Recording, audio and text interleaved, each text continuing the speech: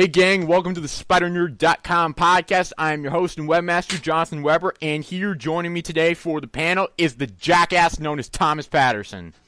Hi everybody, how's it going? Yes, I just did an intro for the podcast on our previous 5-second attempt at recording this, and see, what Thomas did was, because I flubbed it, Thomas decided to tell me that I suck, so I decided to get him back on the air for that insult. But nobody ever heard that, but then they heard you call me a jackass, so does that make you worse than me? Yes, it does, and I don't care. Wow, way to take the higher road there, John. All right, what you been up to this week, Thomas? Lots of schoolwork, mostly. Lots of schoolwork. And working, but I don't work all weekend, so that's nice. But I worked 4 days this week, so a little tired, but other than that, pretty good. All right, and also today for the panel, we have Mr. James Markin, who hopefully has not been dropped from the call. James, please don't pull it, Thomas. All right. Hey, you can't pull that joke from me. That was my joke. All right, James, you there? Yeah, I'm here. All right, good. What you been up to this week, James? Nothing much. Just got the new WWE Network, and I've been enjoying that, watching some classical wrestling matches. One of the things hasn't been a dick, but it's the first week. It's still got a few bugs I got to work out. But so far, I'm enjoying it, and I've been just watching a lot of old wrestling highlights from when I was a kid. All right, it sounds good. And of course, as for myself this week, what have I been doing? Well, I've been doing absolutely nothing. I've been working. I've worked about... How many hours have I worked this week? I don't even know. I lost count somewhere. But as if I was keeping count to begin with. But I worked some hours this week. I went to school this week. Next week is midterm week, so I'm probably going to fail all of them. But that's not important. Yes, it is. Probably it should be very important. But, yes, so, what is the topic of today's podcast? Well, of course, our first thing on the agenda is Superior Spider-Man number 28. Yes, we have a new issue of Superior Spider-Man to review today. So we'll just delve right into it because we really don't have that much to say in terms of introductions this week. So we'll just delve right into our first issue review. So Superior Spider-Man number 28. Written by Mr. Dan Slott and drawn by Mr. Giuseppe Camuncoli. And this issue is Goblin Nation Part 2. Basically, the issue begins with a all-out attack on Spider Island. Spock decides to basically sacrifice all of his soldiers so that he can pull off a strategic retreat. He manages to retreat and gets away from the Goblin. Meanwhile, Peter Parker is experiencing all of Otto's memories and is kind of being hypnotized, I guess, into thinking that he is Otto Octavius. Meanwhile, the Green Goblin is praising his soldiers for doing such a great job on the Spider Island attack.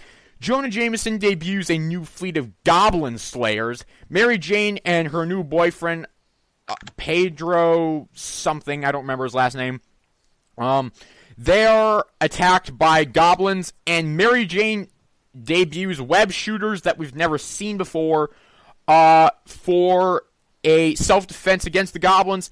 Peter Push shows up at Parker Industries to a proper scolding by Sajani. The Wraith shows up and questions Peter Puss and discovers that he does not know anything about the abduction of Carly Cooper. Carly Cooper, or aka Monster, shows up and attacks them both and reveals herself to them. Meanwhile, MJ gets all of Peter Puss's family and friends out of the city, while Peter Parker is stuck in the mindscape being persuaded into thinking that he is Dr. Octopus. So Peter Puss manages to evade Monster's attacks, and ultimately Monster realizes that her headset, or her earpiece or whatever, has been destroyed in the battle, and decides to tell Octavius that she is momentarily back in control, and she says, "You have no idea what the Goblin has planned for you and for your world." Meanwhile, Lily Hollister picks up Anna Maria Marconi at ESU for, her whole fucking plan to ultimately destroy all of Peter Puss's family and friends. Alright, so that's a basic synopsis of the issue. Again, it's not a very good synopsis. I'm sorry, I'm not very good at synopses. I'm not sure. But maybe I'll have some panelists to do a synopsis next time. But ultimately, with this issue, we'll go around with grades on this issue. So James, what's your grade on this issue? Superior 28. What would you give it as a grade? B+. All right, Thomas, what's your grade on this issue? C+. All right, and as for myself, I wrote a B+ in my review. I'm actually going to go down to a B-.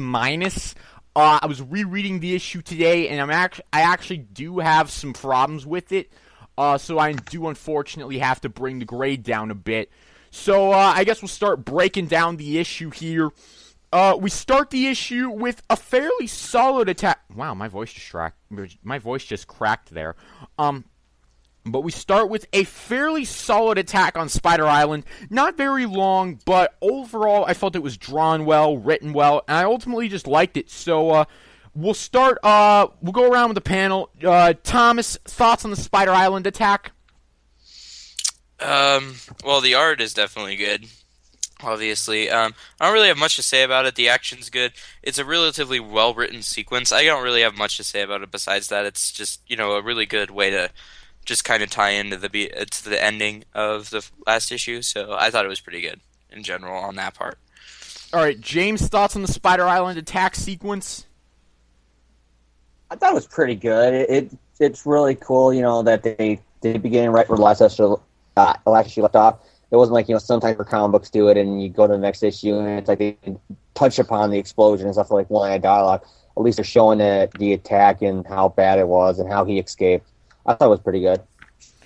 And my favorite part of this attack, I have to say, was there's a bit of an explosion and one of the Spider Minions goes down and Spock says, "Not number 23. He was my favorite."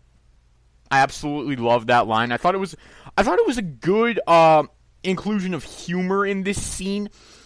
It's not meant to be a very humorous scene, but ultimately I felt that it was well integrated into the actual scene itself. But overall, yeah, this Spider Island attack, it was well drawn, well written. I like that we saw the public's reaction to it at the beginning of the issue. I actually kind of liked that. That was actually kind of cool. But of course we have Spock basically sacrificing all of his spider minions to basically just so that he can escape, and that's kind of a dick move, but it's typical for Spock, so I'm actually not too surprised by it. I don't know if maybe James, you have any thoughts on it, but I'm not really too surprised by this. Yeah, I'm not really shocked. In fact, that's the reason why I like the scene, because it's finally Otto showing the cracks. I mean, where Peter would never, ever in a billion years, he's like a captain on a sinking ship. He's going to go down with the ship. He's going to make sure that every last person's off that Spider Island before he would sacrifice himself, pretty much. He would let himself die just to make sure everybody got out of there, where Spock is showing the signs that he's not really the hero by saying, "Screw you guys, I'm going home." Yes, and I've just gotten a message from Thomas that he'll be back in like 10 minutes, but I'm not stopping the recording, so we're just going to go on without him. So from here on... That way. What? I'm joking. I said it's better that way. It probably is. But, as we go on here, we get a scene of Peter in the mindscape, and, it's presented that he is having trouble distinguishing himself from Otto Octavius because he's reliving Otto's life, and he's unfortunately being melded into thinking that he is Otto Octavius. Do we have any thoughts on this whole concept here of Peter thinking that he's now Otto Octavius? I think this is just setting up how Peter gets the mind back, and with stuff that I'm sure we're going to go over later on the show, how it's going to set up what we think what's going to end up being the twist at the ending. I think what it is his mind is integrating back into his mind, and you got Doc Ock's memories, so they're almost becoming one being, I think, in this scene. it's just he's forgetting who's the main guy and who's Otto. And I think it's going to eventually be, and he's going to remember by the end of issue 31. No, all this stuff that are Otto's memories are not me. All the happy, my uncle Aunt May, my uncle Ben, all those happy 31 memories are mine. Everything else is Otto. But I think he's going to have some relapses, and I think where he's going to think he's Otto, and I think this is what's going to set it up, is that his mind's been melded with his memories and Otto's memories being put together. All right. So I like it. It's setting up. Personally, I actually have to say I'm not a big fan of this concept. I mean, I do see what you're saying here, James, but ultimately I feel like it's just not for me. Like, I've been trying to discern why I don't like this, and really it does come down to kind of like my personal taste. I don't really have an objective reason for not liking this. I just feel that ultimately I'm not the biggest fan of Peter thinking that he's now Otto Octavius. It's like, okay, we've had twist after twist after twist after twist. Can we just get a simple, straightforward plot, like, maybe once? Like, I'm kind of getting tired of all the twists they're pulling with Peter, and so, I'm kind of not really liking this a lot. I mean, I don't know if you have any response to that, but I'm not really liking it. I'm really not. Well, I see your point. I just think that this is appropriate, because I think that everybody can kind of now, with Marvel basically spoiling what the twist is and other stuff, and this makes sense, I think, that on how you're going to get to the Peter Parker we're going to have in Amazing #1. And then I just like it, too, how you got Peter saying, I got to remember I'm Peter Parker, and if you look at the photo and, like, some brilliant, beautiful art, it's, like, Peter's body and clothes that he wears in the classic the classic Dicko issues, but the face is Otto with the glasses and the haircut. I love that artwork. I just love everything about the scene, and I have no problems with it, because it's basically their minds are becoming one, and that's just how Peter's going to get the front door to become the main personality again, I think. I do see what you're saying.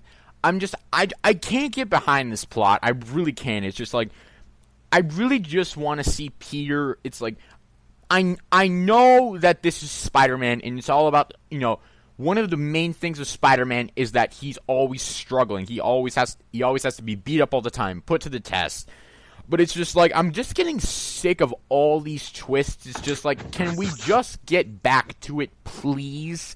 Can we just get back to Peter Parker, please, without all this bullshit going on? So, I do see what you're saying, James, but ultimately, I'm not a big fan of this plot. I like it. So far, so good, I think. As long as they don't do anything even more outrageous, like, again, showing Otto imagining that he's in Peter's body, and now you're seeing the reversal now of Peter now seeing Otto memories of getting beaten up by Spider-Man or whatever, and it's Peter in the face underneath the octo legs. I don't know how you explain it, but it's Peter's face over the Otto Octavius, and it's scenes with him and Aunt May again, and it's like, oh god, give me all this memory, Aunt May's gonna kiss me, or whatever.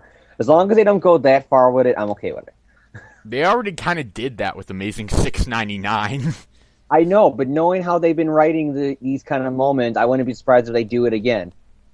Yeah, that would suck. I mean, it was just like, and I wouldn't be surprised if Slott did that either. He was like, oh, it's so ironic, first we had Peter doing this, and now we have Otto doing this. It's like, we don't need this, Slott. This is you could be giving these pages to the Goblin plot or a better Peter Parker plot.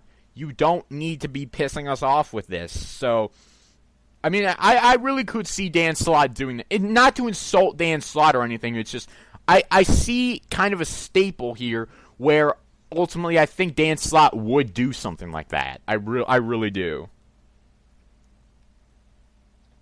One really cool thing I think about the scene is how you got, like, the spider legs or the Spider-Man logo, and they're being wrapped around with the octopus legs. Oh, yeah. I didn't even notice that. That is actually kind of cool. I'm looking at it right now. That's actually kind of cool, yeah.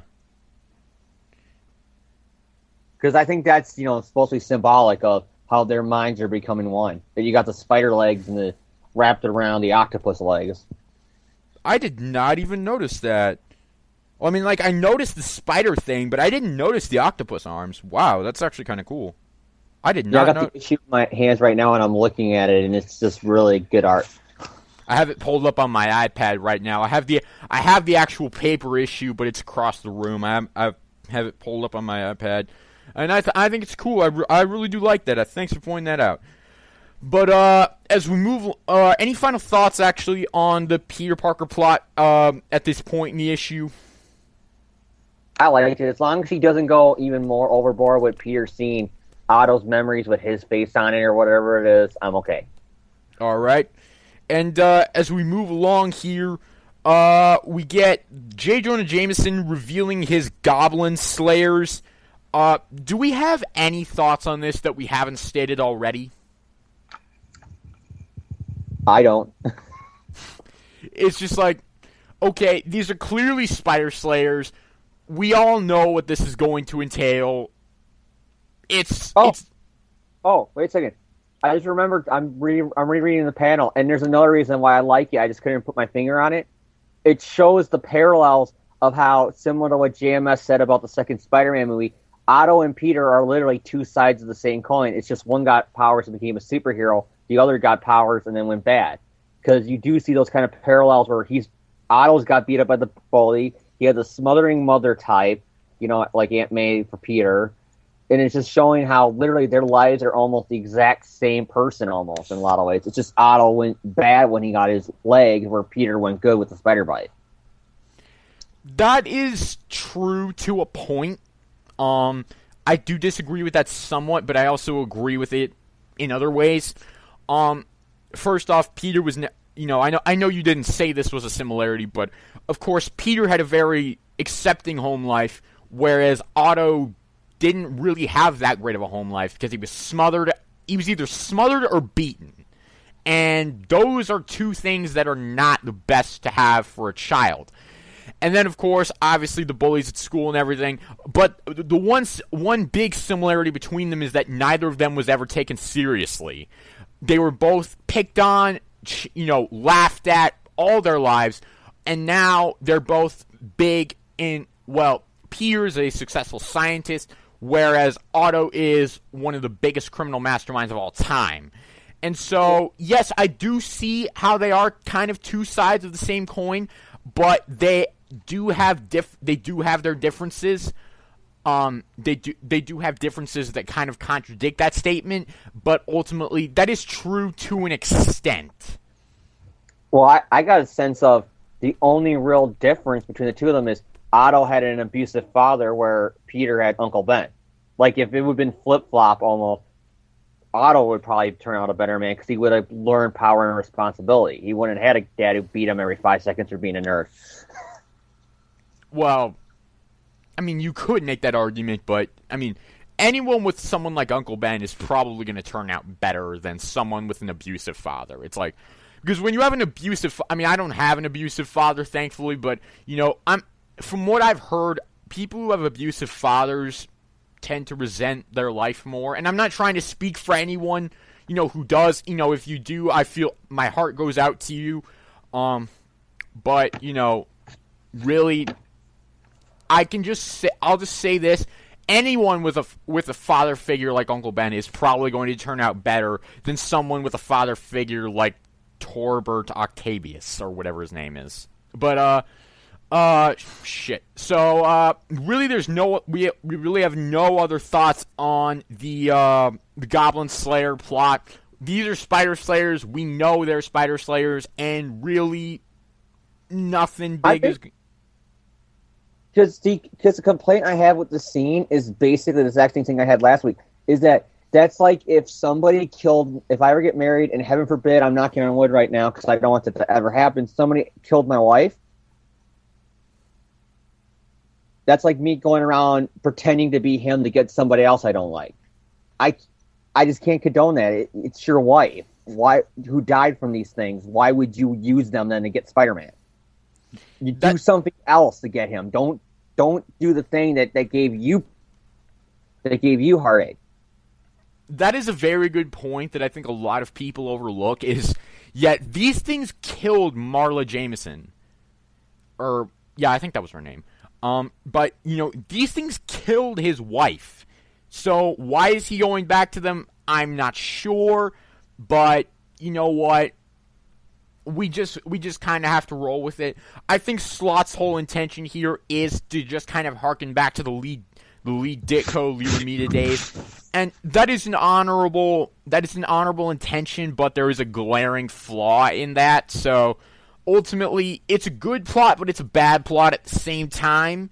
But ultimately, it could be worse, but it definitely could be better. Now, the next scene that we have here is MJ and Ollie, I think his name is, her new boyfriend, watching Firefighter Fred. That's what I'm calling him, because I can't remember his name, so I just call him Firefighter Fred. Firefighter Fred. Yeah. Let's see. What is his name? Yeah, it's Ollie. It's Ollie. Yeah, that's what it says. But the guy's name is Ollie, and he and MJ are watching the quote-unquote Goblin Slayers on TV, and MJ says, Ollie, those are Spider Slayers. How could they do that? And the guy's like, well, I know guys on the force. They could totally use that. And MJ's just like, but those are Spider Slayers. And then 2 goblins show up. Ollie tries to defend MJ, and MJ whips out some web shooters to take the goblins down. So, any thoughts on this MJ scene here? Well, I just got one. Where finally she's acting like Mary Jane Watson in this whole series. I will admit this scene actually reminded me more of classic Mary Jane. Like classic marriage era Mary Jane. Where she's taking charge, she's defending herself, and she's not like she was in issue number 10, where she's like, oh, Peter, please come and save me from the fire at my club, please! She's actually doing shit about this bad situation that she's in, so I did like that quite a bit. The web shooters coming out of nowhere, funny, I guess. I mean, it was kind of cool, I guess. I don't really know what to say to that. It's like, oh yeah, I just have 2 web shooters, stashed in a safe in my house, or in my home, or wherever I live. And I love the explanation she gives here of like the 6 degrees separation of everything. About he goes, what the hell did you get that? My ex-boyfriend built stuff for Spider-Man. But then why are they attacking you? Well, because he's a friend of a friend of a friend, or whatever she says in the panel. Yeah, friend of a friend. It's like 6 degrees of Kevin Bacon. That's what she says. And it's just I love that because I love it. She's trying to explain it in a way that I guess it kind of makes sense, but I can see Ollie or whatever the hell his name trying to be like, no, that doesn't make no sense. I can see him coming after Peter Parker, but how would him attacking you? It would affect Peter Parker, but how would that affect Spider-Man? I can see him probably thinking that because when he's like, huh? Yeah, and that will lead us into something later. But so we get that scene. We finally get let's welcome back Thomas Patterson to the show. Oh man, I had to walk my dog because my mom was mad at her for peeing on the carpet. So, dude, you need to stop listening to your parents. Stop listening to my parents. I don't know if I don't think that's an option for me. Pussy. But I guess we'll. Am I the only one hearing feedback? No, I hear it a little bit. Yeah. Someone get rid of it. Hello? Hello? Shit. Yeah, who's got speakers on? I got headphones on, so I know it's not coming from my... I got headphones, too. I'm Okay. wearing a microphone. But I don't hear it anymore. Okay, never mind. We're not cutting that out of the podcast. That's character building. Okay. Alright. Yeah, it's not even character building. But, Thomas, I guess we'll catch you up before we continue with the breakdown here. We'll just go through real quick. Thoughts on the Peter Parker Mindscape stuff? Oh, man. That was probably the weakest part of the entire issue for me. I don't like where they're going with this. I think that Superior has gotten to the place for me where it's basically overplayed, and I don't need Superior 2.0 in The Amazing Spider-Man, so I don't know. It's a pretty big sell for me on that part. All right, and then thoughts on the Goblin Slayers? I'm a little indifferent to them, to be quite honest. They're an okay plot point, I suppose, but they just seem to spawn off of less creative ideas. So, all right, and then thoughts on Mary Jane and Ollie being attacked by 2 mini goblins. well, at least Mary Jane's finally, being like classic Mary Jane, like actually defending herself and doing some stuff that. But it scores points with me in terms of that. I definitely like this part where Mary Jane defends herself. And then she just moves the rest of Peter Parker's relatives out. So I would say that this is a pretty good part of the issue, probably one of the best parts of the issue for me. So, all right. So as we continue with the breakdown of the issue here, we have Peter Puss and the Living Brain arriving back at Parker Industries, earning a very, very justified scolding from Sajani. And my favorite part of this little thing here was she says, we're being staked out by the cops because of you. Me? What for? The disappearance of your ex-girlfriend, Officer Carly Cooper. Carly, that's not good at all. She knows things. Yeah, that doesn't sound suspicious at all. I personally thought that was kind of funny. I really did. Yeah. But as we move along here, we get one question I had with this issue. Why did the Wraith show up as the Wraith and not Captain Watanabe? Like, can anyone answer that for me? Because I was just like, okay, what is the purpose of this? I have no idea. I think that it probably might have like some fruition later, like Green Goblin dressing up as Hobgoblin and stuff. It'll probably come out later. So fingers crossed. I think it might be that she has suspicions that he's Spider-Man, so she's showing up as a fellow superhero to take him down. Like, did they ever say once that she doesn't have no idea that it's him, that they think they're 2 different guys or whatever? I'm not sure. I haven't read a lot of the Amazing, a lot of Slot's Amazing Run, but I don't think. I know in the issue that introduced the rape, she had no idea, but for all you know, she probably could just put 2 and 2 together or something. Or maybe she figured because Peter works with Spider-Man, then maybe Spider-Man would vouch for him. So I just don't have no idea. I'm just going by maybe she has an idea that there's some connection other than Spider-Man stuff. It's possible, it is very possible. But that was a con for me in this issue, was just why did she show up as the Wraith? Because it felt unnecessary to me. It's like we could have just had Captain Watanabe in this scene and it wouldn't have changed it at all. So it's just like, why did she show up as the Wraith? I was just confused by that because I think that there might be some sort of significance to it. I just can't really put my finger on it. All right. But as we move along here, we get the Carly Cooper is attacking the Parker Industries complex as Monster. She reveals herself to them, and Peter Puss is like, "Carly?" ? Exclamation point. That turned out a lot less funny than I really wanted it to be. But yeah, I'm not the best at humor. But as we move along here, we get Mary Jane manages to get all of Peter Parker's friends and family out of the city, except for one key person that we'll talk about later. But ultimately, that's good. But there is an implication here that the Green Goblin knows that Peter Parker is Spider-Man. Do we think the Goblin knows, or? I think that there was actually a theory floating around, and I thought this was a pretty good theory, is that Ollie was a mole for Green Goblin. And really? Let him know, that it was...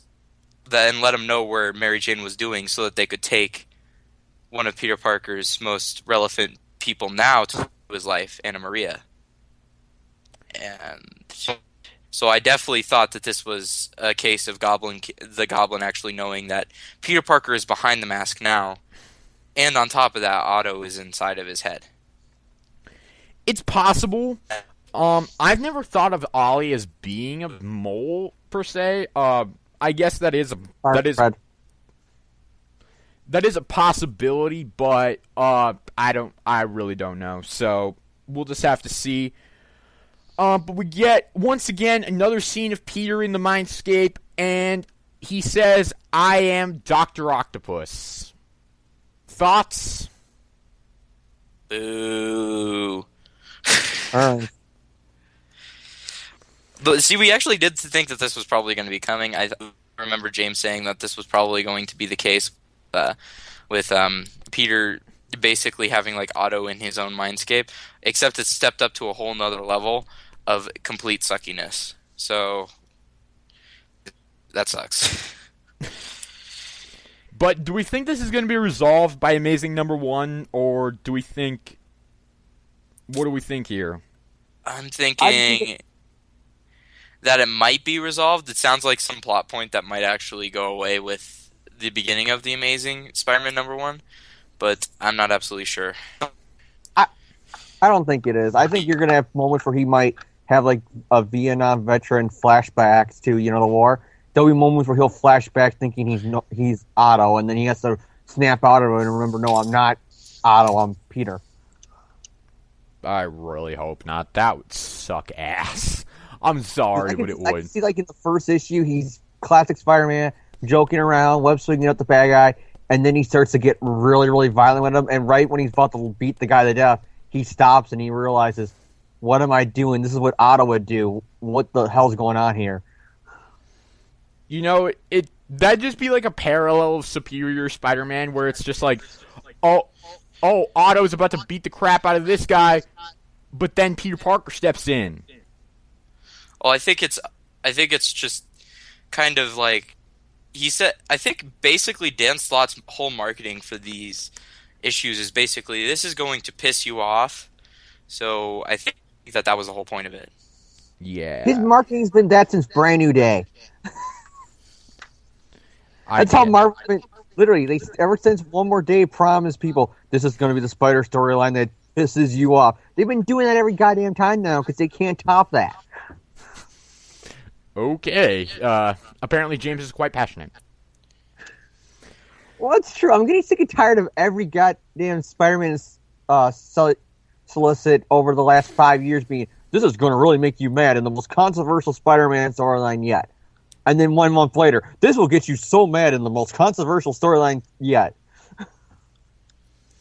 Yeah. Although, admittedly, they have been stepping up their game for quite a while. Like, first they kill Peter, and then they bring him back in the next issue, give people hope, and then they crush those hopes into dust. And then they bring him back again, and then what do? They make him Dr. Octopus. So... James and I were talking about earlier how I'm tired of twists. Thomas, do you agree with that? Yes. And particularly the Superior twists, because they're all about trying to keep Otto around. And I'm really getting sick of just all these excuses to keep Otto around in some way, shape, or form, because I think it's been proven time and time again, Otto Octavius sucks at being Spider-Man. Like, even more than Peter ever did. So, whatever. It's like completely out of character for people.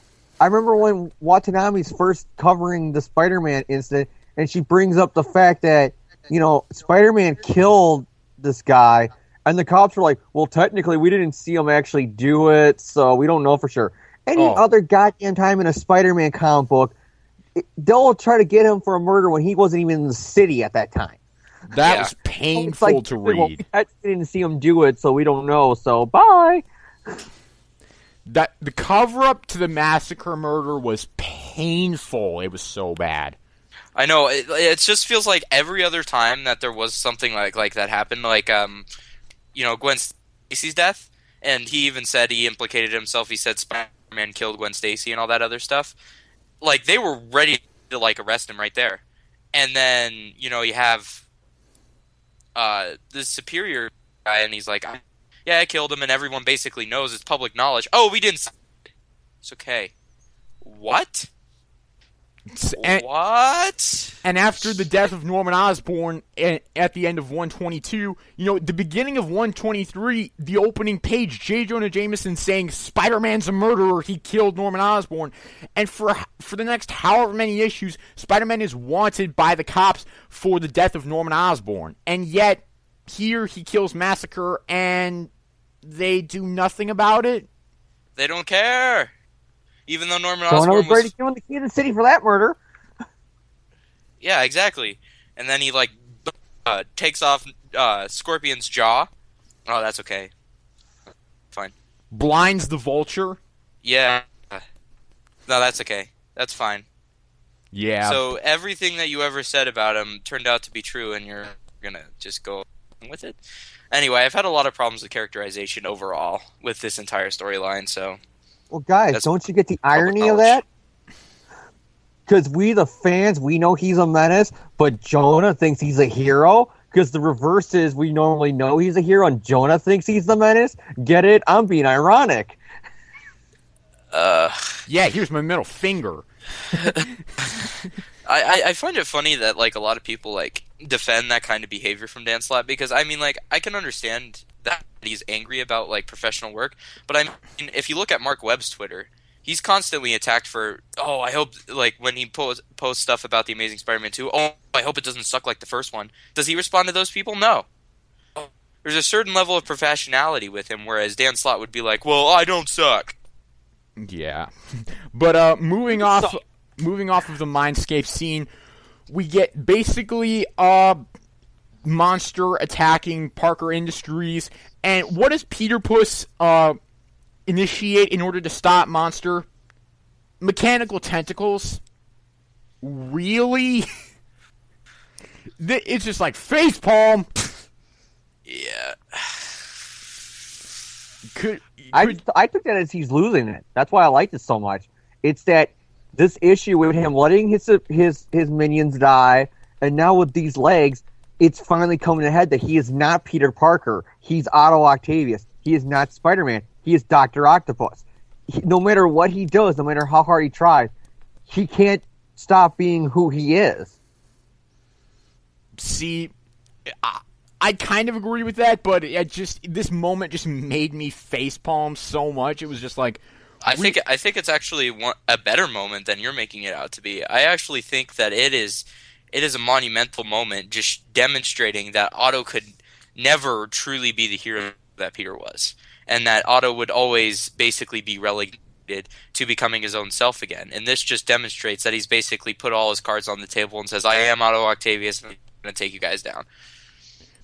That's a good point. I will not disagree with that. But as we move along here, we basically get Carly revealing that she has regained a little bit of control from the Goblin formula, and that the Goblin has plans in store for Peter Puss and his world. Not too much there. But the final page of the issue is Anna Maria being kidnapped by Lily Hollister, a.k.a. Menace, I think. But yes, she is kidnapped by Lily Hollister and taken away in some sort of car that I wish I could have. So, thoughts on the Anna Maria kidnapping? I will actually say, both of you have been saying for a while now that Anna Maria is going to be taken to the top of a bridge like Gwen Stacy. I'm kind of starting to believe that now. Yeah, I think that they're trying to get out of the city through the bridge, and then what's going to happen is that a goblin is going to bring her to the top of the bridge, and then we're going to have basically Otto try to save her. And then he's going to... And it's going to basically be this moment. I'm thinking, actually, it might not be Peter who comes back and actually saves Anna Maria. I'm thinking that Anna Maria might die in the same way Gwen Stacy did, and that Otto's going to feel even worse now, and that he realizes that he's actually the inferior Spider-Man, and that Peter just basically uses that to come back as Dr. Octopus. Weird.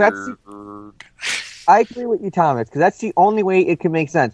Because if you have him as the superior Spider-Man save his girlfriend from falling off the bridge, that's like one more shot that he's a superior Spider-Man. Peter couldn't save Gwen, but Otto can save his girlfriend from the bridge. It doesn't make sense with the story they're telling now, which is everything's falling apart. The final straw has to be the Goblin killing his girlfriend too, and him realizing I couldn't prevent what happened to Peter's girlfriend to happen to mine. Exactly. He did the exact same thing, so it would make him feel even more inferior because Peter wouldn't have ever let Goblin Nation spiral out of control like this. He would have been on top of things, and then on top of that, because of Otto's failures, he let his girlfriend die. And he's going to have to blame himself for that. All right. If they were still going through like another year or whatever, I don't know why they would do it, but if the storyline was going longer than it would, I would have had a feeling that, oh my god, he's going to save her from the bridge and see he's a superior Spider-Man. But knowing there's only a few issues left of this, she's dead. She's as good as dead can be. Yep, and she's actually become quite a fan favorite, so it'll be interesting to see how people react to that. All right, but I guess that's our thoughts on the Anna Maria kidnapping, so that's going to do it for this issue. So final thoughts on this issue, Thomas? I'm going to stick with my grade, a C+. I thought it was an alright issue, nothing better. I really do not like where they are going with Spider-Man and Peter Parker being Dr. Octopus now and all that stuff. I really hope that this storyline kind of ends by the time Amazing begins, but honestly, at this point, I'm kind of doubting it. All right, James, final thoughts? I liked it. Still keep me my B+. I see all your guys' problems. They were either not really that big of a problem to me that didn't ruin my enjoyment of the reading, or I just didn't agree with you guys. No offense there. It's just that I actually thought this was a pretty good issue. The only one thing I would like to point out that I didn't forget to mention is, of course, you see Raph get knocked out by Carly. So she doesn't see the unmasking of I'm a Goblin. So you know what's going to happen as soon as she gets reawakened. She's still going to believe that Peter Parker had something to do with the disappearance of Carly, and probably that's going to have the cops still hate him for Amazing #1. That he killed Carly or kidnapped Carly or whatever. Yeah, but my final thoughts on the issue, there are pros and cons to it. I'm going to keep my B-. I didn't enjoy this nearly as much as I enjoyed the last issue, but I didn't hate it at all. So overall, B- out of me. Not a terrible issue, but not a great issue either. So that is going to do it for our review of Superior 28. So now we're going to head over to the news topics portion of this podcast. And we're not going to start with the trailer. So I'm going to let Thomas do his groaning at me right now. What? My what? You're groaning at me? I said, poop.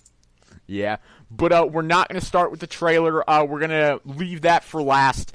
We're going to start with the other news stories first, and then we'll break down the trailer at the end because we just did an issue breakdown, and we don't need to do a freaking trailer breakdown as well. At least not right now.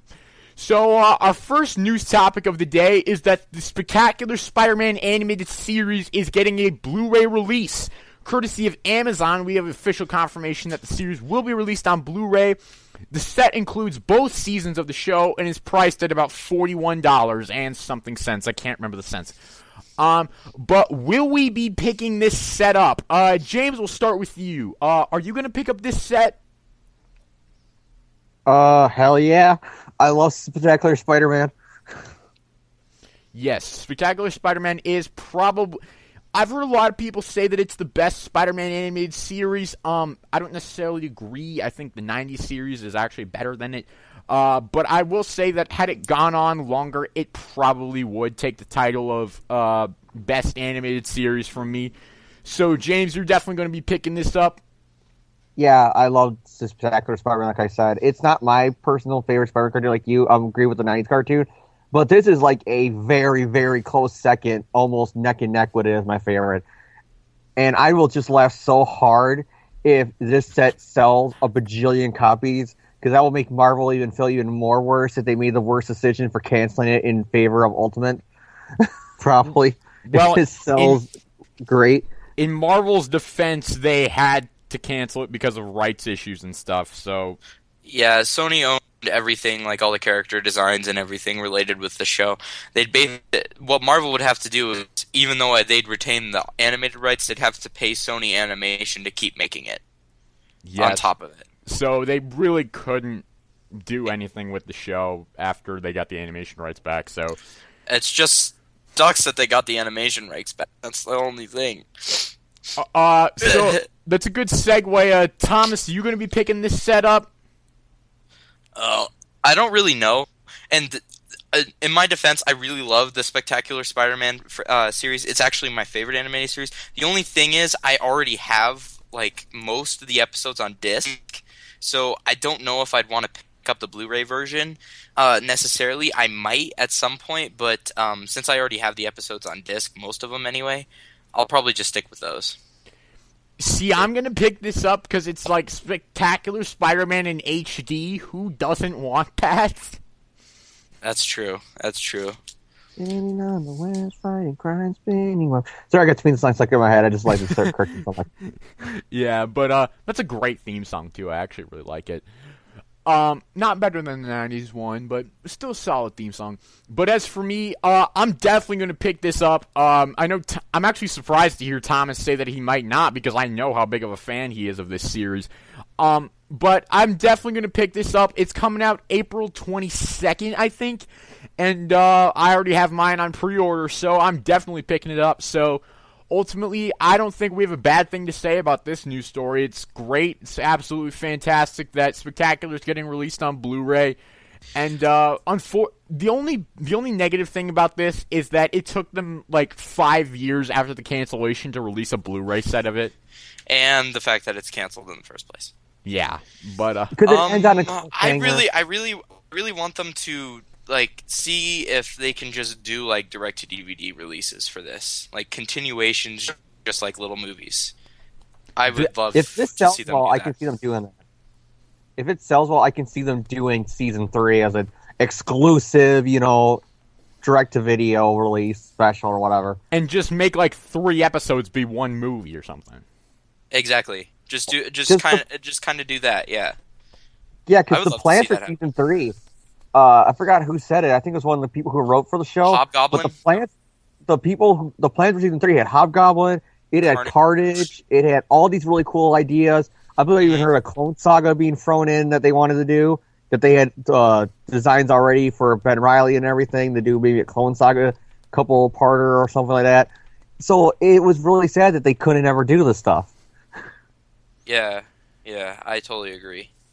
I definitely think like if they were to make season 3 be like, okay, 5 episodes are one movie, 5 episodes are another movie, and then like 5 episodes, 4 episodes, 3 episodes. Well, they did do story arcs for like the episodes, so it might be interesting to just see them try to like just make those story arcs into one movie. Exactly. That's kind of what I'm saying. It's Yeah, because Yeah. I can see the first story arc being the Carnage stuff with Venom. The second story arc maybe being the Clone Saga with Warren that they were setting up in season 2, and then it's not like the comic book Clone Saga at all, but it's just he cloned a Spider-Man, which is Ben Reilly and it's Peter Parker, and something happens, and maybe the Ben Reilly clone was just like a degenerate clone and it falls apart at the end of the special, or he goes off to have his own spin-off movie or whatever animated, and then you go to the third and final part of the season 3 DVD collection, which is the Norman somewhere wherever he went at the end of season 2, and he hired Kingsley, and then Kingsley's been in the first 2 volumes, and then the third final one, he goes, yeah, Norman paid me, I'm the Hobgoblin, and I'm going to continue the Goblin legacy for him or whatever. I would definitely like to see them try to do that. So I might actually try to pick this up just to support like the Spectacular Spider-Man, and hopefully they can make like direct to DVD releases. That would be very nice, and I think a lot of, I mean, they even said that they planned some direct to DVD videos, didn't they? Like, Yeah, they said after season 5 they were actually going to make it go until season 5, and then they were going to do like direct to DVD releases of like the night when Stacy died and stuff like that. That was the original plan. Yeah. The original plan for the animated series was that, because I remember when it first got announced, they announced that it was going to be a DVD set, and that's how they were going to distribute the episodes if they couldn't get a network, is that they were going to release it on DVD as direct-to-video specials. And then I remember people saying, well, then why don't you just cut them up and be just regular episodes on a network? But that was always going to be their plan B, I guess. Yeah, so I guess we'll just say I guess how many of us are picking this up? I think all of us are picking this up. I'd say that's correct. Mm-hmm. Yep. All Can right. I just say I'm still sad, Panda, that they had everybody from the Spectacular Spider-Man pretty much show do their voice for the Avengers cartoon. Oh, yeah, when and then they replaced it with Drake Bell. Voices with Ultimate. Yeah, that's. And then they canceled Avengers, and then they even canceled Avengers Earth's Mightiest Heroes. Yeah, that was a kick to the balls. Well, because when I first heard about it, and I first heard that the voice actors from Spectacular were going to be in it, I said, yeah, the animation, they're different, but they do have almost a similar style, that I can believe that it takes place in the Spectacular continuity. Like, that's Spider-Man. And then as soon as I heard Drake Bell's voice in the episode, I go, God damn it. They couldn't even give us that for people like Spectacular. I know. They couldn't even give us that he's an Avenger now in this cartoon. Yeah, that really sucked. And when Avengers Earth's Mightiest Heroes was canceled, that sucked as well. But this isn't an Avengers podcast. But it is now. But moving on from that, I think that's a nice segue into another news topic, is that the Amazing Spider-Man 2 cast and crew recently had an interview where they talked about a possible Avengers crossover movie. And basically, to kind of run through the interview a bit, Andrew Garfield, Emma Stone, Mark Webb, and Jamie Foxx are all in support of it. The only thing stopping them is lawyers and rights issues. So, Thomas, thoughts on this interview? Well, I definitely think it's kind of, just kind of showing. And then they asked Mark Webb at one point. I heard there were, some whispers about trying to put, something in. And Mark Webb was like, yeah, there were some things, but obviously that never came to fruition. So I'm thinking that there might be some more things coming down the line to basically tie them in together. I'm really hoping that basically what happens is, actually this can work, is Marvel can rent out the character rights for Spider-Man, like what Fox did for the Kingpin, since Kingpin is actually under Spider-Man's rights for the Daredevil movie. They could rent out Spider-Man for a year and license the character just to be in their movie, and then for their movie they have Spider-Man in it, with as long as Sony writes in there that it has to be our Spider-Man, and they can just put him in the Avengers, and then pay out $200 million for the character rights for a year, make the movie, and then give them back to Sony to make their movie. So that'd be cool. I actually would support that concept. But I think you'd need probably a little bit more than a year, probably. Oh no, you only need the character licenses for the filming. Oh, you do? Yeah. Oh, see, I don't know anything about this. So call me Mr. Clueless. Thomas, I got some bad news for you.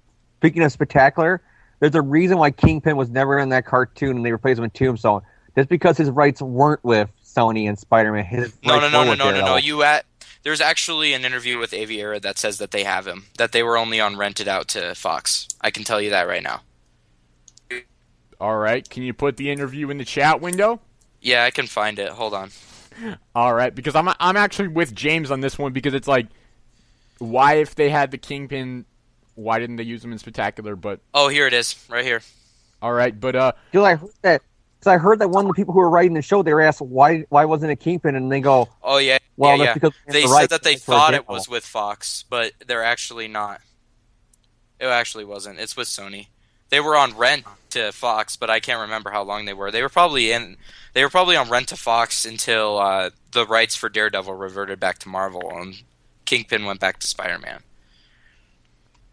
It's possible. I put it in there. I put it in there so you can read it, but it does say in one of the questions. I'm not going to pretend to know anything about the legalities of movie making, because I'm gonna have to refer all of that to an actual lawyer. Not that I know any. Oh, here it is. Does Sony have the rights to Kingpin? That was a great Spider-Man villain until Frank Miller took him for his run on Daredevil, and he became more as a Daredevil villain appearing in that movie. And Arid replied, "Believe it or not, Kingpin was on loan to Daredevil, so again, anything that is part of the Spider-Man universe or introduced in the Spider-Man universe, without getting too legal beagle here, is an opportunity, and if we have a story that Kingpin is important, I'm sure we can handle that." Okay. So Thomas has just proved his point, so I will bravo to him. But Ah! I wasn't thinking. I was joking. This is the same guy who said that that the first movie was in continuity with the other three Raimi movies. Okay. yeah, Okay. But even so, I'm pretty sure that you would have a pretty good idea of which character rights you hold. dude, he doesn't even know what continuity his movies are in.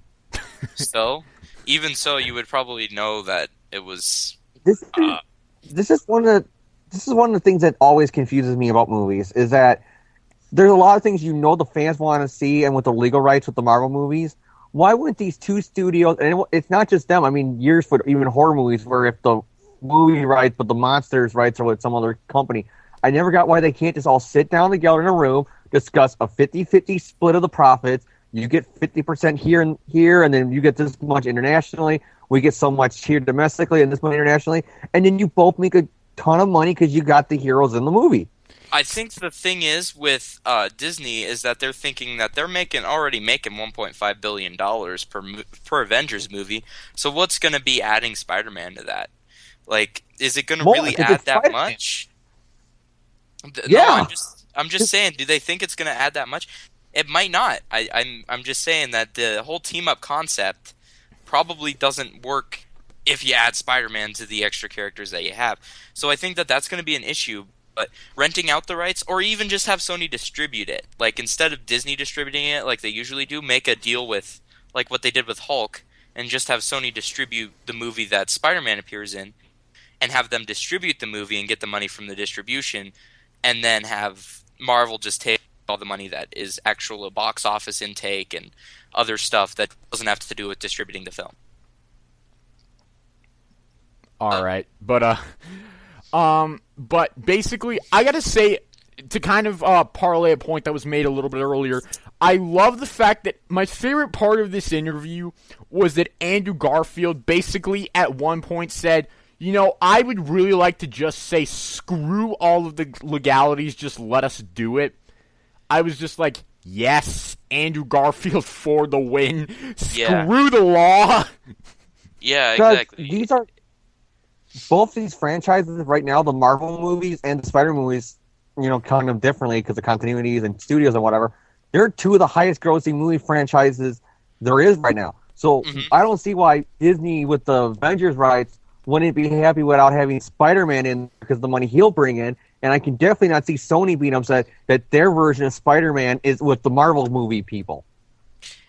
The thing is that it's not going to be immediately beneficial, I don't think. I think they're going to make a decent profit, obviously. It will be a big movie, like $2 billion. But with all the costs that have to go to Sony and the splitting of the profits, it won't make as much money for Marvel as they probably were hoping originally.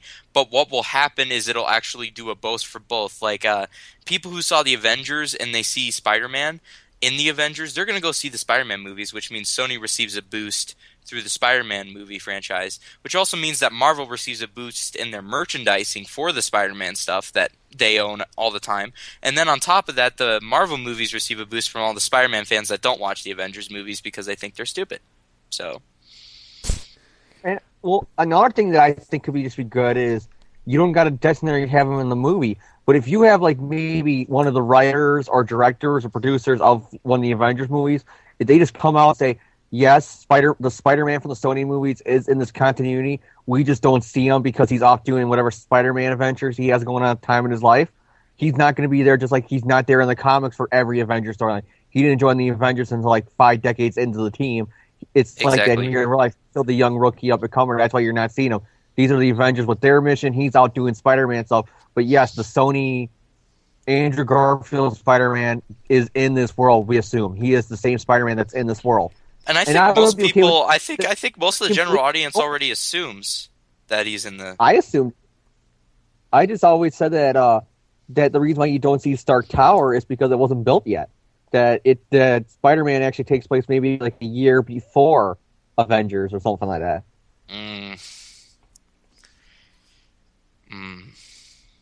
I don't know. Like that's my either that or the two different sides of the goddamn city in New York so big that you don't see it. But that's my idea because I always assume now that it's in the same world. I would actually assume that if you wanted to make it in the same world, is that Amazing Spider-Man actually takes place after the Avengers. Yeah, that's what I was thinking. And then all the cranes, they make a little bit more sense. Yeah, because it's like they have to rebuild the city. Exactly. Whereas before, if you didn't watch the Avengers, it would Yeah, have I been go. Yeah, that makes more sense. I'll go with you guys. yeah. Yeah, because the crane scene in The Amazing Spider-Man 1 was my one problem with that movie. Yeah, I would agree that it's probably pretty much everybody's most problematic scene in the movie. It was just kind of that like... makes sense. It's New York rebuilding. All right, but really, any other thoughts on this? Maybe Amazing Spider-Man Avengers crossover. I just think that having the cast and crew talk about it, they're not really anyone.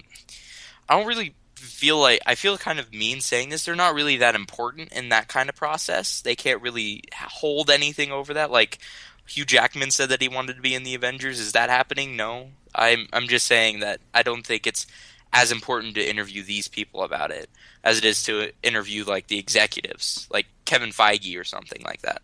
Kevin Feige? No, it's Feige. What is it? How is it pronounced? Feige. It's Feige. Is it really? Yep.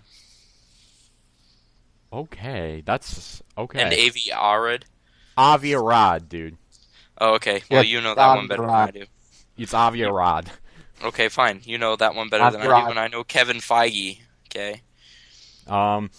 But yeah, I really did just I loved this interview. I thought it was nice to hear that the cast and crew were supporting Avengers crossover.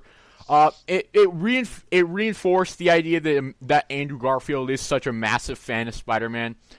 And I gotta say, I'm warming up to him with a beard. Yeah, Game. That's a joke. I'm really hoping that that they actually let Peter Parker grow up in this movie franchise, and keep Andrew Garfield around for that. Yeah, I mean, it's like this is something we can talk about as well. Is Sony recently said that they want a Spider-Man movie every year eventually? Yes. How do we feel about that? Well, I'm all right with like the Spider-Man movies coming out every 2 years, but I think what they mean is like we want a Venom movie, we want Sinister Six movie, we want a Black Cat movie. Well, I know. Yeah, that's what I mean. I'm a little skeptical of them just trying to build out Spider-Man's universe because I mean, like, if you look at the Fox universe, they have X-Men and they have Fantastic Four. At least they have like some properties that they can develop and spin off. Whereas all you have is with Sony is Spider-Man, and I think that they sat on Luke Cage. They actually did have Luke Cage, and then that reverted. They sat on him too long. They should have brought in Luke Cage because then at least you'd have Luke Cage with Spider-Man. Spider-Man Web of Shadows. Too bad. I believe they had Luke Cage and they had Iron Fist, and they just let those rights go back to Marvel. Oh yeah. They also had Iron Fist and Shang-Chi. I think they might have had the rights to Moon Knight. I'm not absolutely sure about that. But you could have a Marvel Knights movie with these guys. They had Ghost Rider and Punisher. They had Ghost Rider and Punisher. Oh, yeah. Well, no, actually, Punisher was he Lionsgate? I think he was someone different. But either way, you had all these Marvel Knights that you could have made as like a vigilante group to take out the Kingpin or something, and they kind of blew that. And that's a little upsetting because I feel like they're being relegated to Netflix TV series now, whereas they could be doing something in a movie universe with Spider-Man. But just my 2 cents on that. I know it's not a Shield podcast or Avengers podcast. Who else was pissed off when they saw all the commercials of the guy who looked like Luke Cage and had a power set like Luke Cage, and then you watch the pilot and he's not Luke Cage because they wanted to save for Netflix? Oh yeah. Who is he? He's going to become Deathlock. That's right. He's Deathlock now. I thought that was so BS because all the promos you see it, he looks, he acts, everything screams Luke Cage, and he's not Luke Cage. That made me so mad. And then somebody came out, well, that's because we want to save him from the Netflix thing. Then why even introduce a guy who's just like him in the first episode? Because people are really going to think it's Luke Cage. I don't know, but I'm really hoping this happens. It just doesn't seem like they have much to say that actually matters to be. And I don't mean to be mean, but that's kind of what I feel about it. I feel so left out right now. Because I have no idea what you're talking about with the Luke Cage thing. Agents of S.H.I.E.L.D.? I don't watch that, so Oh, I do. It's Long actually a story pretty good short- show. It's gotten much better than it was at the beginning. Dude, some people get mad at the 4 episode that dealt with the aftermath of the 4 because they said, "Oh, that sucked. Why didn't they just pay the actors money that appear in the actual episode?" I go, one, that one episode would go over budget through the roof in 5 seconds to be bringing all the actors. From Yeah, the movie. bring in And- Natalie Portman. That's right. She's not demand it at all, right? and then number 2, it felt like a comic book. The They're bringing episode in, is the aftermath. They're bringing felt- out Sif for episode 15. Jamie Alexander is going to be Sif. Yeah, what I'm saying though is people freaked out when it first came out, that episode that tied in, and goes, Mhm. well, it was just dealing with the aftermath of the movie. It should have actually took place during the movie or had a scene of the movie in it with the actors and had them in it. I'm like, one, it would go over budget, and 2, it felt very comic booky to me that you would have issues of X-Men dealing with the aftermath of a big Marvel crossover in their title, and it's the aftermath of what happened. Well, It also felt it's kind of Shield. You know, they're kind of like the guys that are stuck cleaning up everything all the time.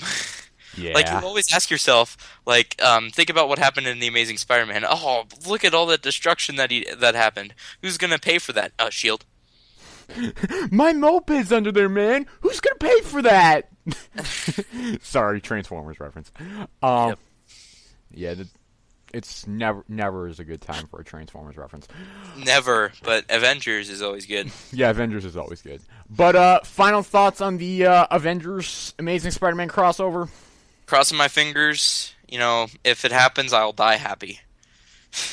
All right. I But think it either already did happen or it's going to happen. all right. But as we move along here, we get our next news topic, which is Mark Webb has been officially confirmed to be directing The Amazing Spider-Man 3. An article in the Variety magazine managed to confirm that he will be returning for The Amazing Spider-Man 3, which is set for a release date of June 10th, 2016. Personally, I'm very happy about this news. I mean, Mark Webb did a fantastic job on the first movie. Hopefully he's going to have done a fantastic job on the second movie. So, personally, I'm really happy about this. So, James, thoughts on Mark Webb returning for Amazing Spider-Man 3? Not shocked at all. He is the voice of this universe, and I kind of feel kind of bad that he's not really out there as, an old school Spider-Man comic book fan like Raimi was, but yet in my opinion he's doing better than what Raimi did with all these stuff. And I liked him in the first movie, and hopefully from what I can see from 2, hopefully it's a really good movie.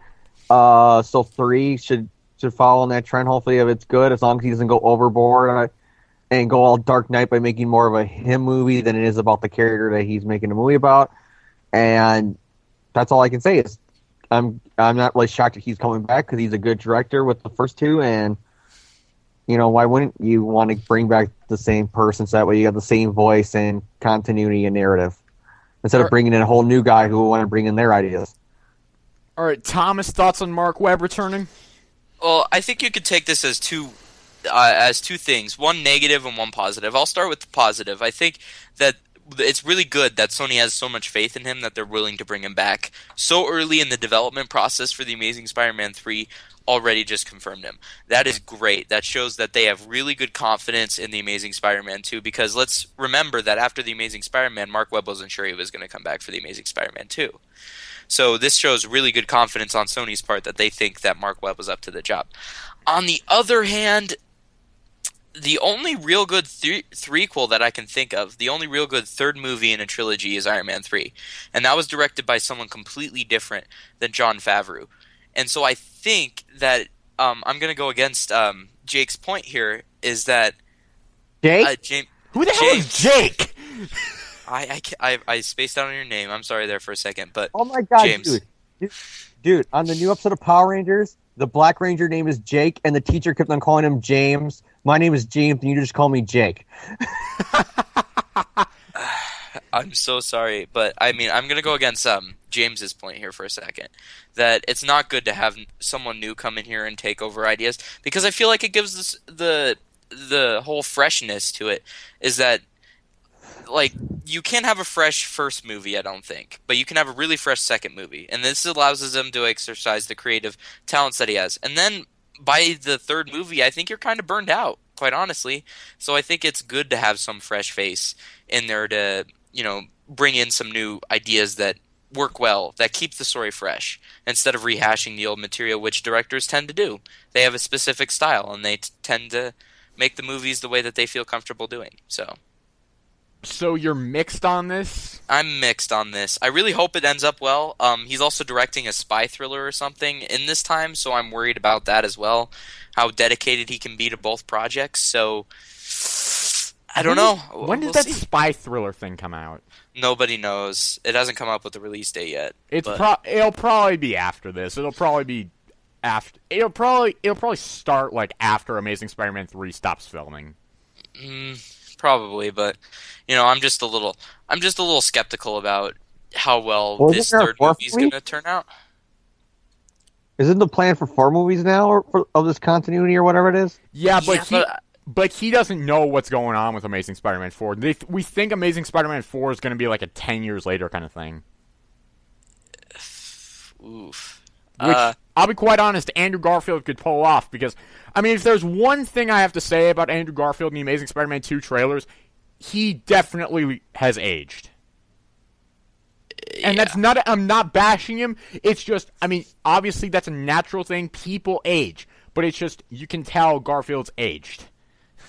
Well, it was the same thing with Tobey. By the time you get to Spider-Man 2, he looked a lot older than a freshman in college or whatever he was supposed to be. Yeah, he did. Yeah.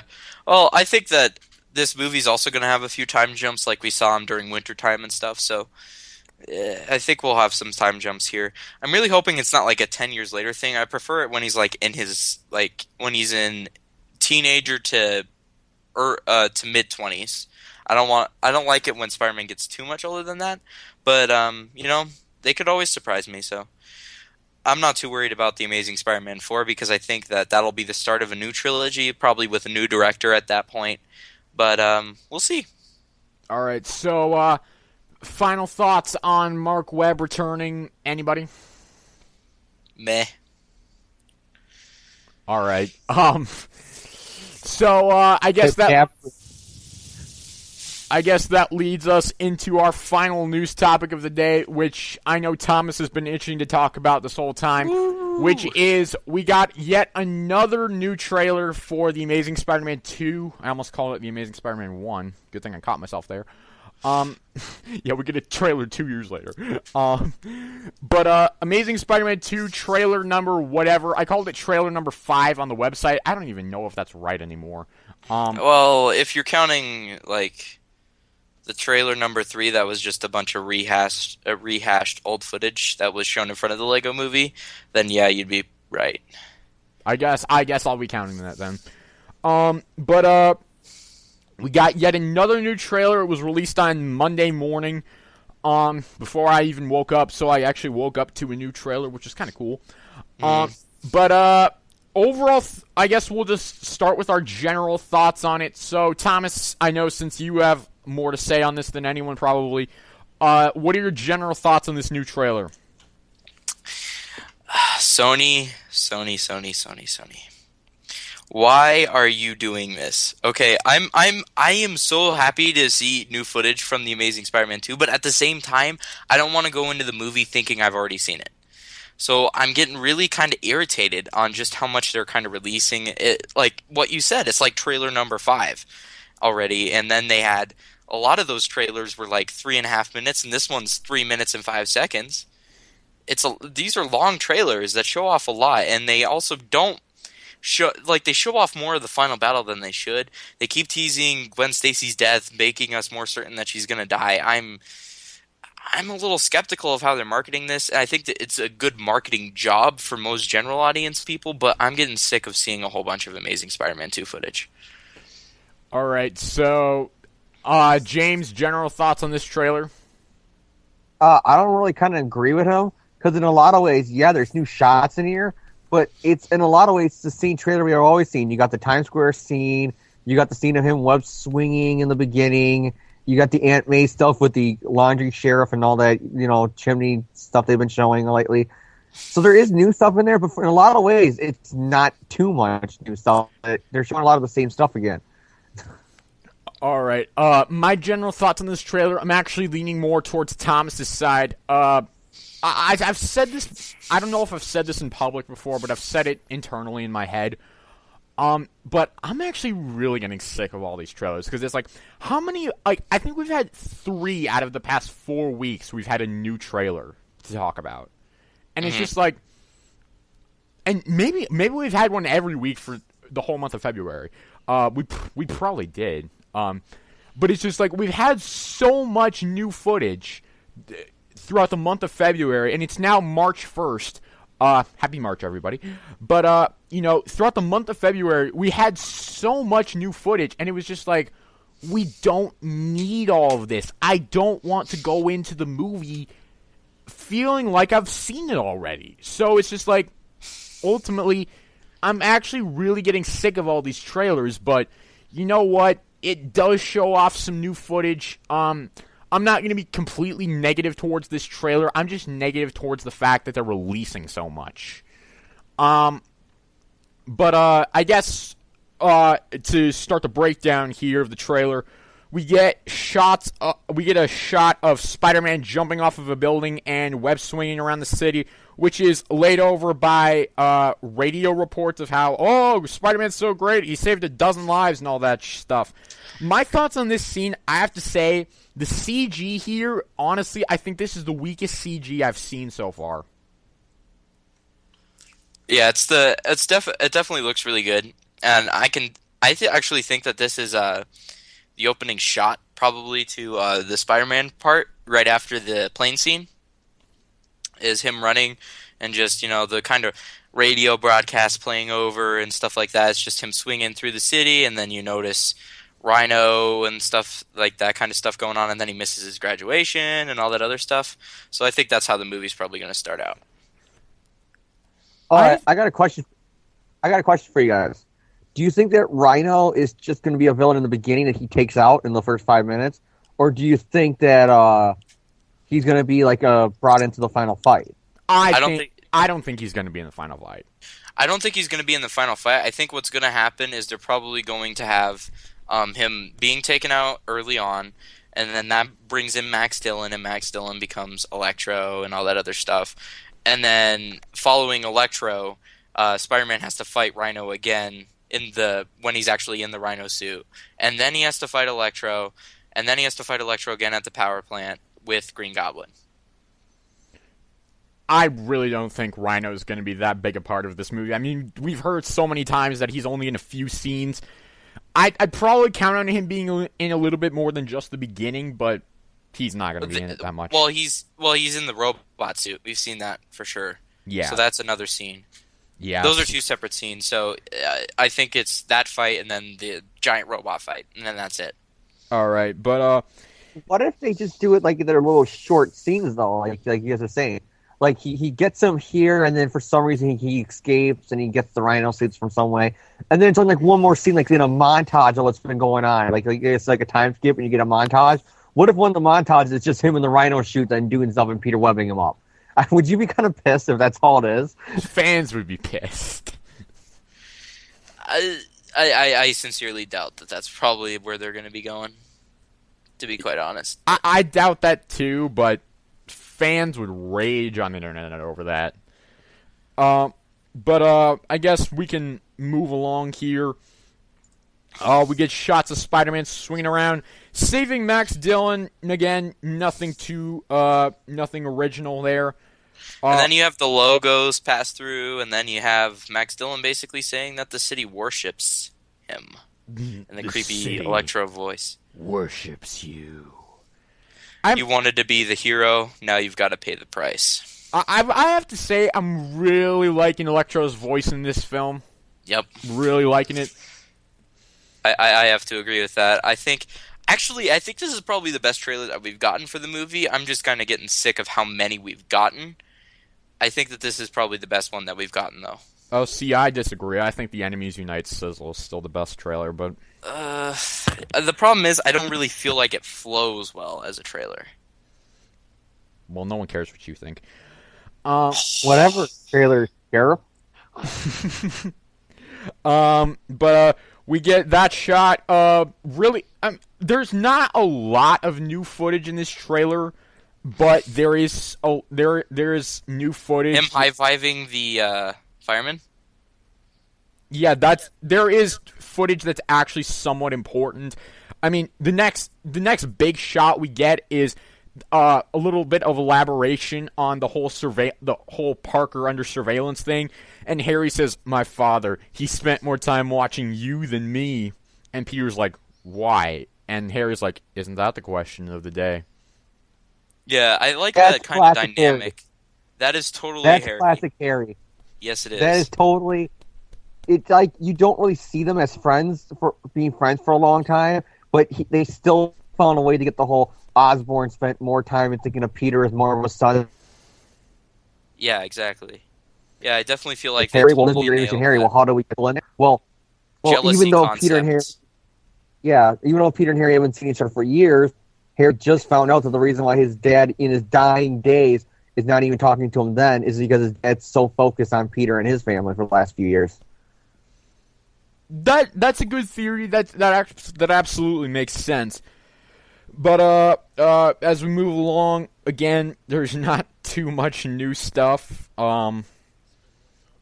Which really kind of negates our point that we're not really happy with all these trailers because like James said, there's not a ton of new footage, but there is some new footage that's actually fairly important in here. But we get the Sinister 6 doors rising up, even though there's 7 doors.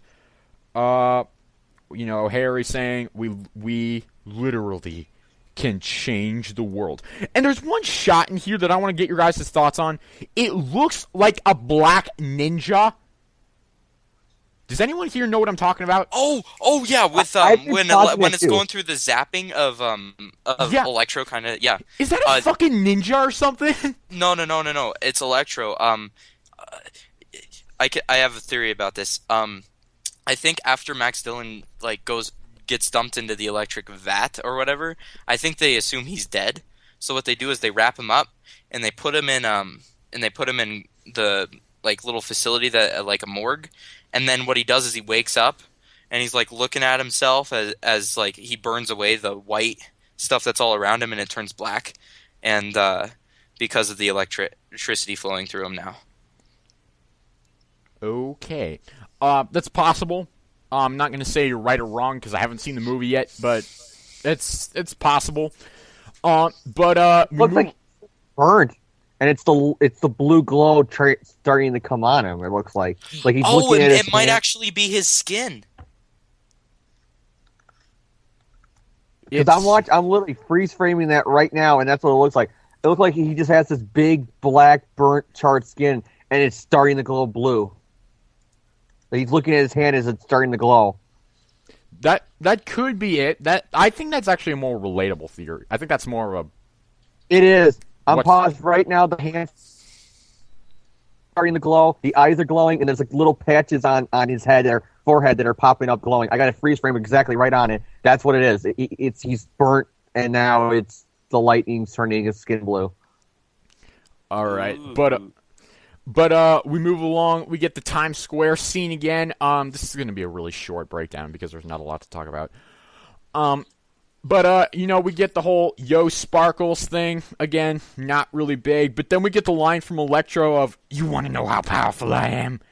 You're about to find out." Which I gotta say, was another badass line. Mm-hmm. Oh. Yeah. Unfortunately, though, I feel like they are giving away Electro's most badass lines in the trailers, which is another problem I have with this.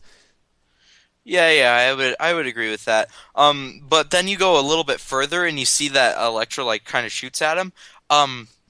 Remember how Mark Webb told us that during Comic-Con that his webs would conduct electricity? Well, you see here, if you freeze frame when Spider-Man's getting zapped back, it's actually him having the electricity shoot back to his web shooters because he had actually shot a web onto him. I didn't see that. Let me freeze frame it. Let's look here. Come on. I don't see that, but I'm I'm watching it in 360p quality, so it's probably...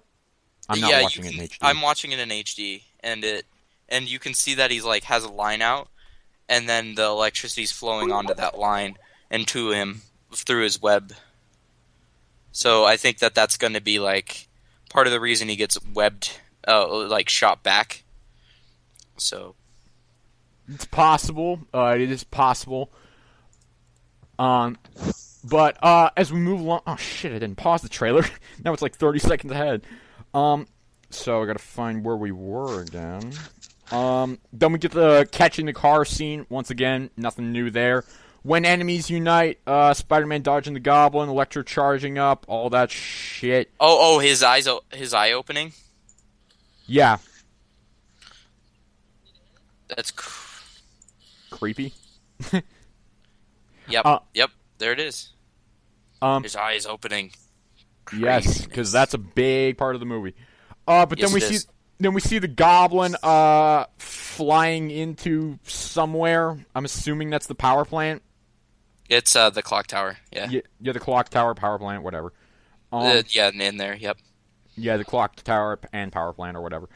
But we see the Goblin flying in there. The Spider-Man webbing the manhole shot. Where he hits the Rhino's horn. But then, this is the main thing I want to talk about with this trailer. Peter says, what if something happens to you because of me? And then they show him catching Gwen. And then they show Gwen falling. And then Spider-Man catches her again. Am I the only one who's starting to doubt that Gwen's going to die? Because I still believe it. Because honestly, here's the thing, though. Every single fucking trailer... Oh, sorry for that F-bomb there. But every single trailer has shown some hint that Gwen's gonna die. Am I the one who's thinking that we're being set up for a massive fake out? Well, the only other possibility I think is, I think that it's gonna be a very difficult thing to think right now, mostly because there was that one shot in the Animated Unite sizzle reel where he's screaming out because of how upset he is about something, and so it would either have to be Harry dying or Gwen. Maybe it is Harry. It's because the hair was blonde. It could be Harry. I don't know. I guess that's a possibility. Maybe he accidentally kills him, and that Harry accidentally kills himself, like he does in like Norman usually dies, and then Peter gets all upset about that, and then Gwen is there for him, and then Norman actually kills her in the next movie. It's possible, because it's I'm honestly starting to doubt this. It's I watched this trailer and it was okay, that's too much of a dead giveaway. It's not happening. I don't know. Think it still is. I think it might still happen, quite honestly. The only way just the way that they're trying to make you think that it's not going to happen because he catches her, it kind of gives me the feeling that is the fake out, and that she's actually going to die later. All I'm saying is she has to be dead. Why put her in the Night Gwen Stacy dies clothes? Why throw the Green Goblin into this fight? Why even show the iconic bridge in the background if you're not going to have the payoff of dead Gwen from the comics? It's why even have those stuff if you're not going to have the payoff? So I think she's still going to bite the dust. Why do you build me up, Buttercup baby, just to let me down? Sorry, I love that song. And that just reminded me of that. But ultimately, I'm starting to doubt that Gwen's going to die. I really am. I mean, I wouldn't be surprised if she did.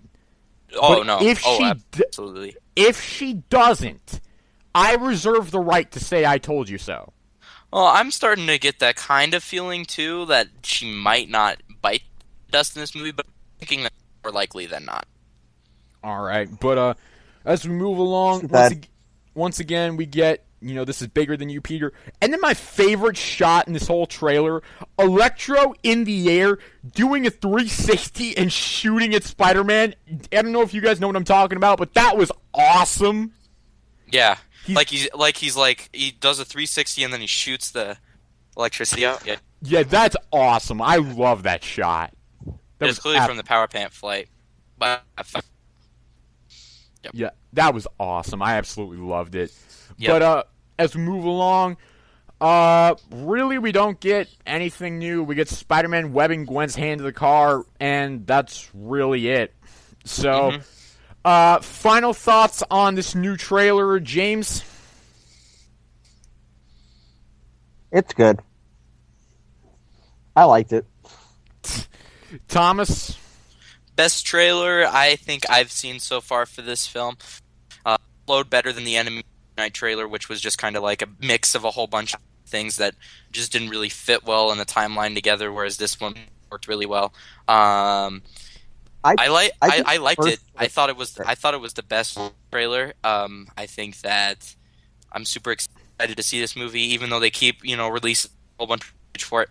I'll definitely still be there opening night. Probably going to be the first movie that I go to see at a midnight showing, but I'm kind of a little upset that they keep releasing so much, but that's just me. Alright, my final thoughts on this trailer. It was a good trailer. It was fine. Nothing really big about it, but like Thomas, I'm getting kind of sick of all these trailers. So, yeah, so that's really going to do it for all the news this week. So, once again, our final thing to do, or my final thing to do, I guess, is the classic issue review. What issue are we covering today? Well, I'm actually going to cover Amazing Spider-Man number 3, mainly because I know this issue mostly by heart, and I didn't have to reread it because I didn't have time to reread it this morning. So, we're just going to cover this issue. I literally came up with this idea about 2 minutes before the podcast. But we're going to cover Amazing Spider-Man number 3. General synopsis is that Spider-Man beats up some burglars very easily and says, "Man, I wish I had a true enemy who actually tested my powers." Meanwhile, Otto Octavius is conducting a nuclear experiment that blows up and fuses the metal arms to his body and also causes him a bit of brain damage, but in reality that brain damage is actually him gaining mental control of his mechanical tentacles. So he takes control of the hospital. Meanwhile, Jonah Jameson decides to send Peter Parker to get pictures of Dr. Octopus, and Peter goes as Spider-Man to investigate. Spider-Man and Doc Ock have a brief fight where Doc Ock easily defeats Spider-Man, and Spider-Man's confidence is basically destroyed after this. Doc Ock takes control of a nuclear power plant, and the Human Torch is sent in to ultimately try to stop Doc Ock, but his flame is not very good at the moment, so he has to wait a few days. Meanwhile, Peter Parker is down in the dumps because of his failure to beat Dr. Octopus earlier in the issue, but a motivational speech at Peter's high school from the Human Torch motivates him to go back into the fight as Spider-Man.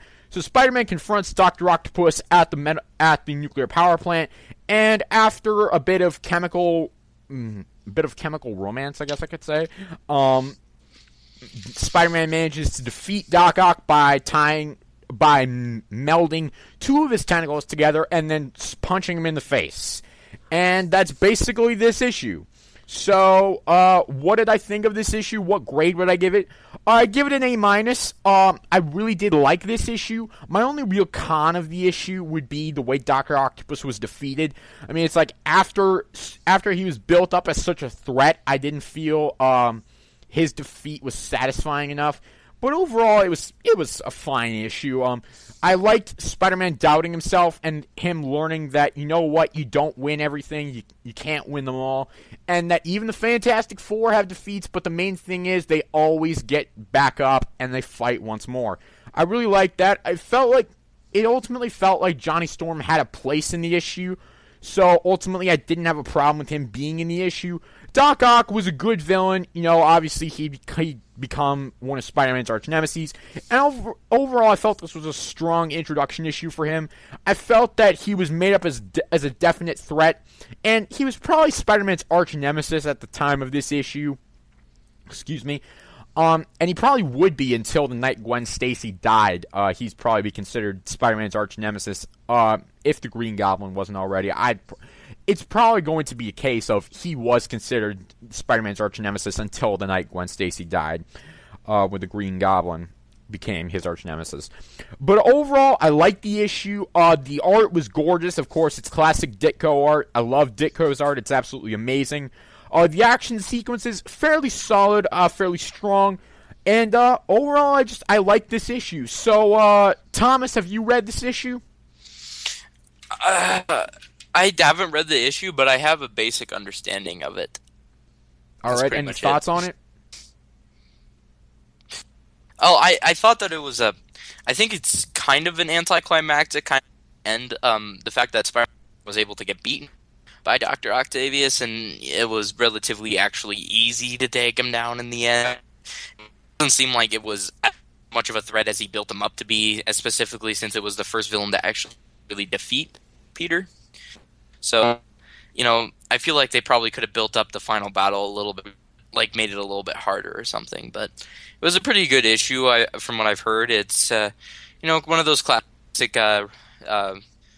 lead Ditko issues, so pretty good. All right, James, any thoughts on Amazing number 3? Yeah, it's a good first issue. It's classic, comic book, he gets hit by a dose of radiation and now he's criminally insane. And I love that, there's that little bit of Peter, don't you learn how to shut the hell up? How he's like, well, I wish they would give me some more of a challenge here. I mean, I'm tired of warming up the same criminals over again. I need a challenge. Second, he fights Doc Ock. I give up. I can't fight this guy. Yes. And I still, to this day, have no idea how the hell the Human Torch flaming numbers trick worked. Did your issue have the blooper in it, where Doc Ock repeatedly calls him Superman? No, it didn't. I have the omnibus, so it's probably correct. I have the essential where it's corrected too, but I guess if you got original issues, and I guess maybe it's 1 or 2 reprints that missed it, it's still in there where he constantly in a few panels keeps on calling him Superman. Nice. Overall thoughts on Amazing number 3, James? It's a really good classic Spider-Man issue. Great first issue with Doc Ock. If I had to give it a grade, I would give it an A-. All right, so overall, that's going to do it for this week's classic issue review, and it's going to do it for this episode of the SpiderNerd podcast.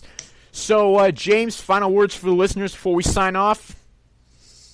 Just cheap plug to my podcast. Please listen to Angel Girl Radio tonight on YouTube. All right, and Thomas, final words for the listeners? No, just have a good week, and make sure to, read some Spider-Man comics. All right, and my final words for the listeners are, despite what Thomas says, I do not suck, and also keep checking out SpiderNerd.com. We got cool stuff coming up there, and ultimately, so have a good day, guys. See you later. My girlfriend's doing well, by the way.